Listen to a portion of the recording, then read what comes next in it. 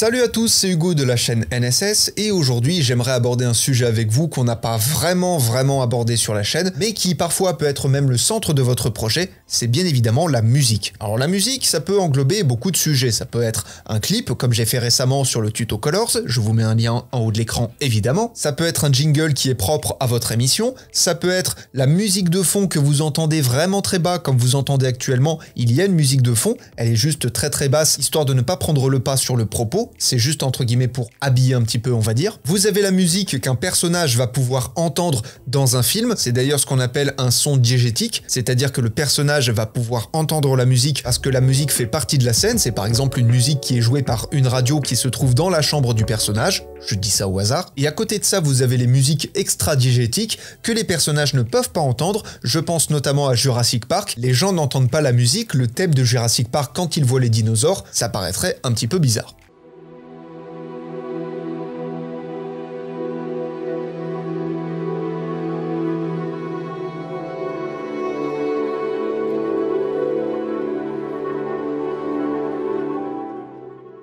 Bref, aujourd'hui j'aimerais vous parler un petit peu de théorie entre guillemets et surtout j'aimerais aborder 3 points principaux pour cette vidéo et on commence tout de suite par le premier. Alors déjà premièrement pour moi quel rapport j'ai avec la musique, tout du moins comment je perçois ça dans un montage. À mon sens, une musique, ça fait 80% du travail. Si vous avez un projet, quel qu'il soit, et que vous choisissez une mauvaise musique, bah pour le coup, ça va complètement ruiner votre œuvre. Tout du moins, ça peut le faire. Par exemple, imaginez que vous avez une scène un petit peu sensible, un petit peu sombre, vous avez besoin d'une musique qui colle. Donc pour une scène de ce genre-là, ça va vous donner ça.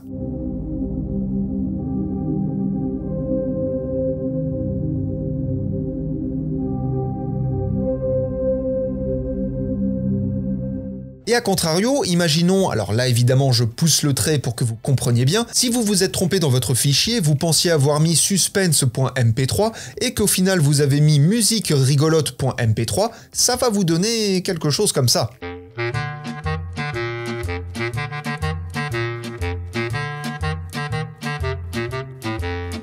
Alors c'est marrant, je suis le premier à le dire, mais pour le coup, c'est pas cohérent. Bon, vous allez me dire je force le trait. Ok, prenons quelque chose dans le contexte, prenons deux musiques qui font un petit peu suspense, et vous allez rapidement voir qu'il y en a une qui fonctionne mieux que l'autre.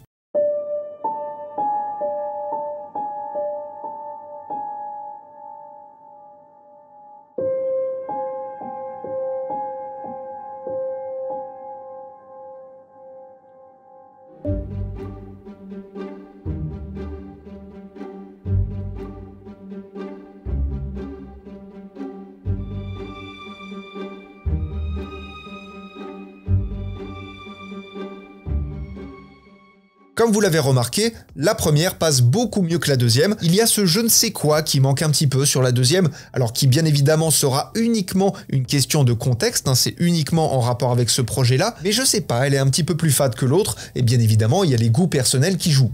Évidemment. La deuxième chose dont je voulais vous parler, c'est quelque chose qu'on pourrait caler un petit peu dans le sound design, même si pour le coup, on ne va absolument pas parler de SFX. Il y a quelque chose que je remarque assez souvent sur YouTube, alors que je remarque en bien et en moins bien, je vais vous expliquer, c'est les musiques d'ambiance. Les musiques d'ambiance, soit je le remarque en bien en me disant, bah la personne a utilisé une musique d'ambiance qui colle super bien à la scène, alors peu importe le contexte, hein, que ce soit un court-métrage ou une vidéo humoristique, ça c'est pas le souci, mais parfois je vais me dire, ok, la personne a utilisé telle musique, ça marche super bien, et de temps en temps je vois des scènes où il manque ce petit quelque chose, il manque cette musique d'ambiance, il y a les effets sonores, il y a l'ambiance, il y a l'image qui est travaillée, c'est très joli, il n'y a pas de problème, mais il manque ce petit truc, et je me dis, t'aurais pu la rajouter, t'aurais pu rajouter cette musique, donc ne négligez pas la musique d'ambiance. Encore une fois, je vais vous passer 2 fois une même scène, le premier sans la musique d'ambiance et le second avec. Vous allez voir que tout de suite ça rajoute quelque chose.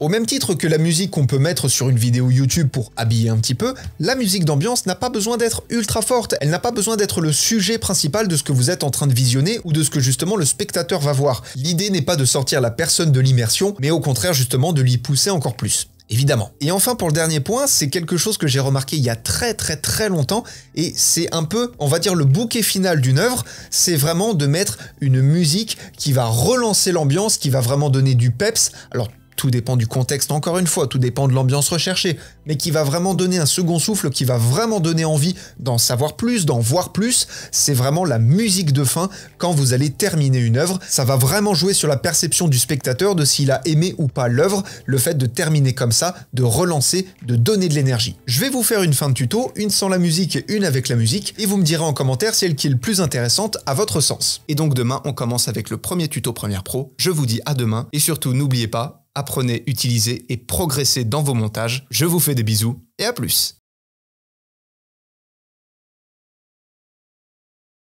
Et donc demain, on commence avec le premier tuto Premiere Pro. Je vous dis à demain et surtout n'oubliez pas, apprenez, utilisez et progressez dans vos montages. Je vous fais des bisous et à plus.